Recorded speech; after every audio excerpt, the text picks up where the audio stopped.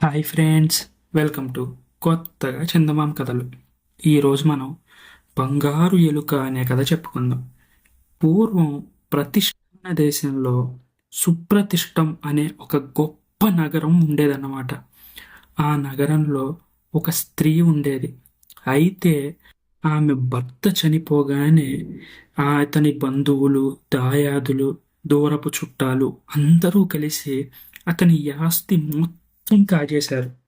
భర్త చనిపోయే నాటికి దురదృష్టవశాత్తు ఆమె గర్భవతిగా కూడా ఉంది. అనంతరం ఆమె ఒక కుమారుడికి జన్మనిచ్చింది. అష్ట కష్టాలు పడి ఆ కొడుకును ఆమె ఎలాగో పెంచి పెద్ద చేసింది. ఆ కొడుకు పెద్దవాడయ్యాక తల్లి వాడితో ఈ విధంగా చెప్పింది: నాయనా, నువ్వు వ్యాపారుల వంశంలో పుట్టిన బిడ్డవి. వ్యాపారమే మన వృత్తి. కానీ దురదృష్టవశాత్తు నువ్వు ఆగర్భదరిద్రుడివి కూడా. అందువల్ల మన దగ్గర వ్యాపారానికి అవసరమైన పెట్టుబడి ఒక్క రూపాయి కూడా లేదు. అయితే ఈ నగరంలో ధనగుప్తుడు అనే కోటీశ్వరుడు ఒకడున్నాడు. ఆయన పేద బిడ్డలకు సహాయం చేస్తాడు. నువ్వు ఎలాగైనా ఆయన దర్శనం చేసుకో, పెట్టుబడికి ధనం తెచ్చుకో అని చెప్పింది. తల్లి చెప్పినట్టే ఆ చిన్న బిడ్డ ధనగుప్తుడిని చూడటానికి వెళ్ళాడు. అదే సమయంలో ఆ కోటీశ్వరుడు మరొక యువకుడి మీద దాదాపు రుద్రతాండవం చేస్తున్నాడు. విపరీతమైన కోపంతో అతన్ని అరుస్తున్నాడు. నీకు ఒక్క రవ్వ కూడా వ్యాపార దక్షత అనేది లేనే లేదు. నీకు నేను కొన్ని లక్షల సార్లు ధన సహాయం చేశాను, కానీ నువ్వు దాని మీద ఒక్క రూపాయి కూడా లాభం సంపాదించలేకపోగా నేనిచ్చింది కూడా మొత్తం పోగొట్టుకున్నావు.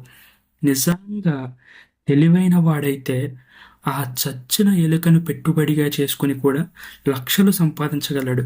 నీలో ఆ కార్యదక్షత ఎంత మాత్రం లేదు. ఇక ఈ జన్మలో నీ ముఖం నువ్వు నాకు మళ్ళీ చూపించకు. ఇక్కడి నుంచి వెంటనే వెళ్ళిపో అని తిట్టాడు. ఈ మాటలు విన్న ఆ చిన్న పిల్లవాడు ఆ ధనవంతుణ్ణి ధనం అడగలేదు. ఎందుకంటే అతనికి అడగడానికి మనసు రాలేదు.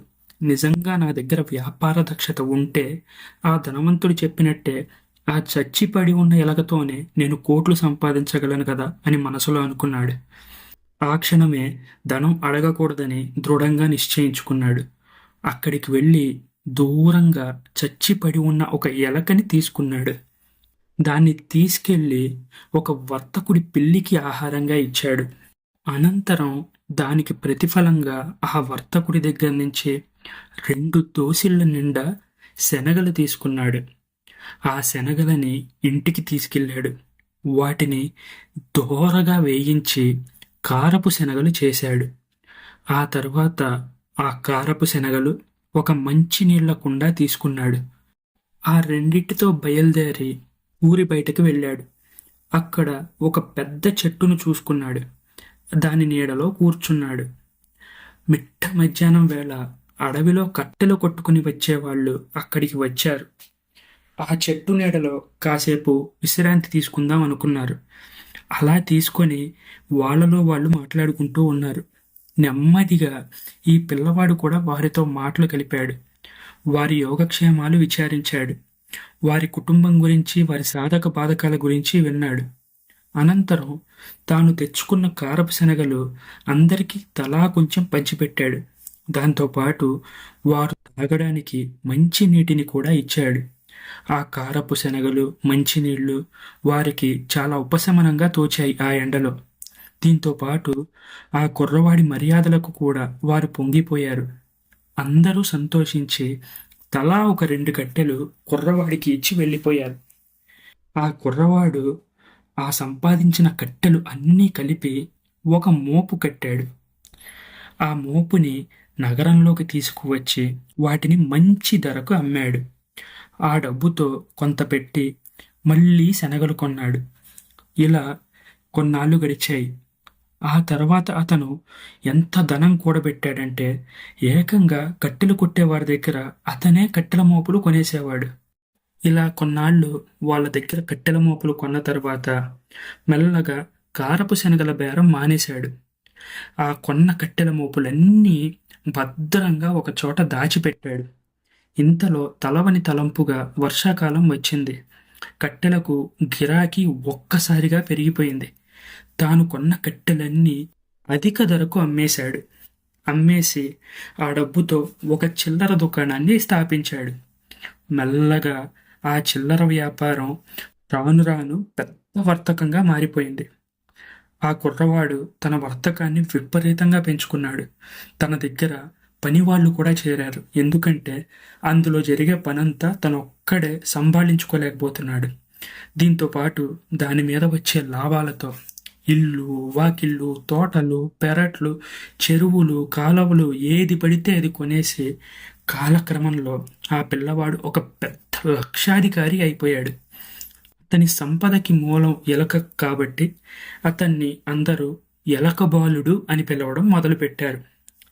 ఈ ఎలకబాలుడు ఒకనాడు బంగారంతో ఒక ఎలుకని చేయించాడు.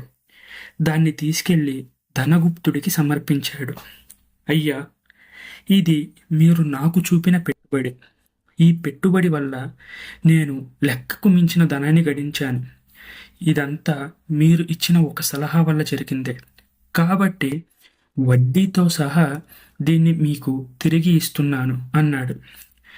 ఎలుక బాలుడి కథ మొత్తం ధనగుప్తుడు విన్నాడు.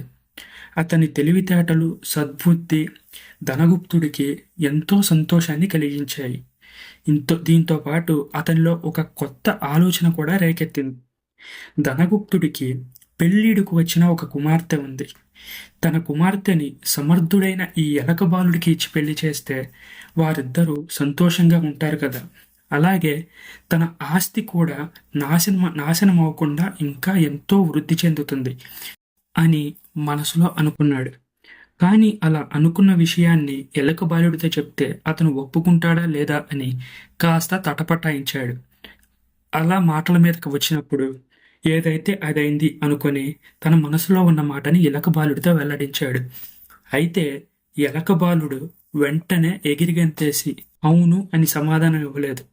ఎందుకంటే అతనికి ఆ క్షణంలో తన తల్లి గుర్తొచ్చింది. నా తల్లిని అడిగి చెప్తాను, దయచేసి అన్యథా భావించకండి అని ఎలక బాలుడు ధనగుప్తుడితో చెప్పాడు.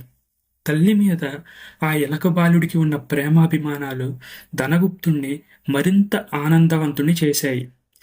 సరే, నువ్వు వెంటనే వెళ్ళి మీ అమ్మగారి అభిప్రాయాన్ని కనుక్కొని నాకు ఏ విషయం చెప్పు అని ధనగుప్తుడు ఎలుక బాలుడితో అన్నాడు. ఈ మాట వినగానే ఎలుక బాలుడు ఒక్క ఉదుటున వెళ్ళి తన తల్లితో మాట్లాడాడు. ఎలుక బాలుడి తల్లి కూడా ఈ వివాహానికి ఒప్పుకుంది. దీంతో వీరి ఎలుక బాలుడు ధనగుప్తుడి కూతురు వివాహం చేసుకుని సంతోషంగా కాలం గడిపారు. ఈ కథ మీకు నచ్చినట్లయితే దీన్ని లైక్ చేయండి, మీ ఫ్రెండ్స్ అందరికీ షేర్ చేయండి. అలాగే మన ఛానల్ని సబ్స్క్రైబ్ చేసుకోవడం మాత్రం అస్సలు మర్చిపోకండి. Thank you friends.